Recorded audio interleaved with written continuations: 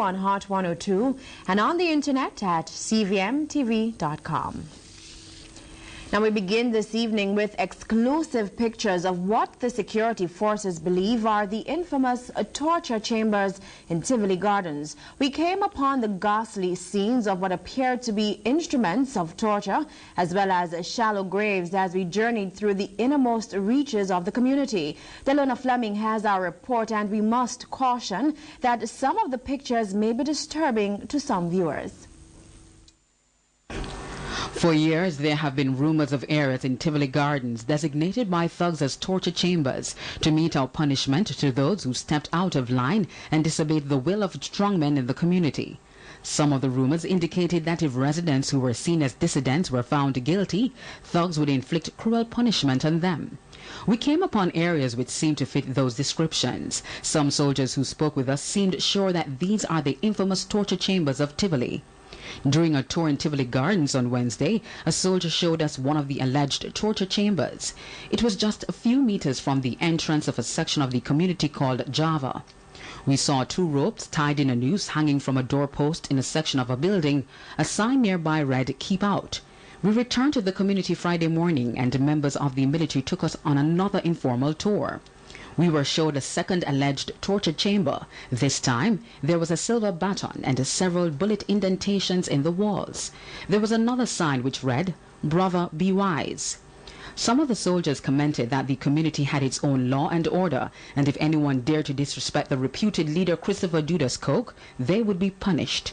But no resident would comment on those allegations. Meanwhile, 2 members of the military then carried us behind the community of Rasta City along Desmond Drive. Nothing could have prepared us for what we would see after entering the area through this large opening. After navigating our way through an area filled with overgrown shrubs, we saw this empty wooden coffin in the bushes. Just a few meters away, the soldiers pointed us to what looked like a shallow grave. Closer inspection by the soldiers showed what looked like a maggot-infested human skeleton. The soldiers theorized that the corpse was buried in an upright position. At one point, a stick was used to dig around the area, but the stench was overpowering. The soldiers also showed us other areas they believed were being used as shallow graves. After walking a great distance through an abandoned train station, the soldiers showed us inside this coach. According to the military, a body was found right at this spot on Tuesday. He was buried 3 feet underground.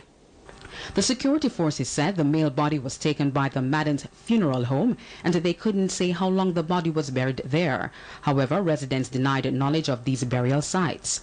At the end of our visit, we were still left with questions the authorities will clearly be seeking answers to as well. Were the areas we saw really torture chambers?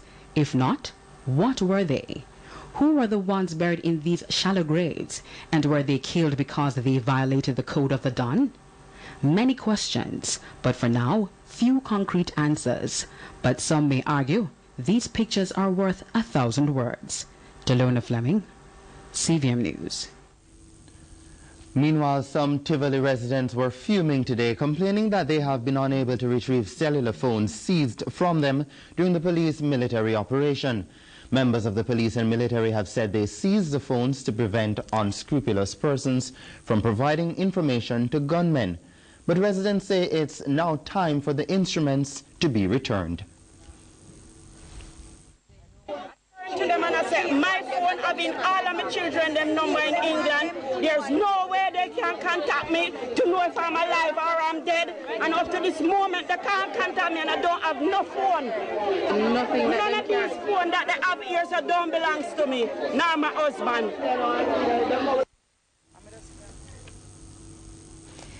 Now, some of the residents said they were sent to the National Arena and others to police stations to view phones, but the police failed to write their names on them during the operation. However, the police say everything is being done to assist the residents, saying there are now 70 unclaimed phones at the Denham Town Police Station, and persons are being asked to go there to identify them. Could criminals be planning further brazen attacks on police officers and stations as anti-gang operations continue?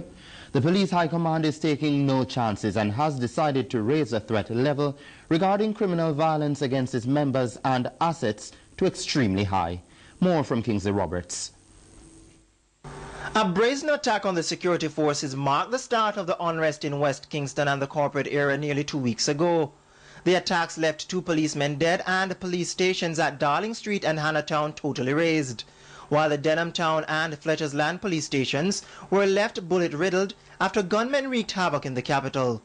These graphic scenes spoke volumes of the devious intent of bold criminals and was arguably a precursor to the bloodshed to come. There are indications that the police high command is not ruling out another wave of violence.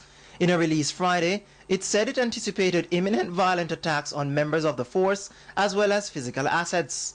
It was noted that the upgraded threat level is based on intelligence, which suggests that detained and displaced criminals are planning attacks on the personnel of the security forces and assets to send 2 clear signals.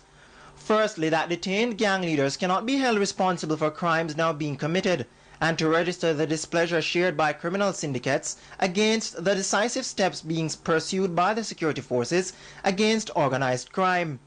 All members of the police force are being urged by the police high command to take this threat assessment seriously and raise their level of anticipation and awareness whether on or off duty. Likewise, they should be prepared to act swiftly and decisively to defend themselves and their colleagues. The Police High Command again moved to assure members that they have its full backing on any lawful action taken to defend themselves and Jamaican citizens. It also had a message for criminal elements and their sympathizers, that the police remain undeterred in their fight to defeat organized crime. So members of the security forces are now on high alert as the deadly clash between criminal elements and the forces of law and order intensifies. Kingsley Roberts, CVM News. Thanks, Kingsley.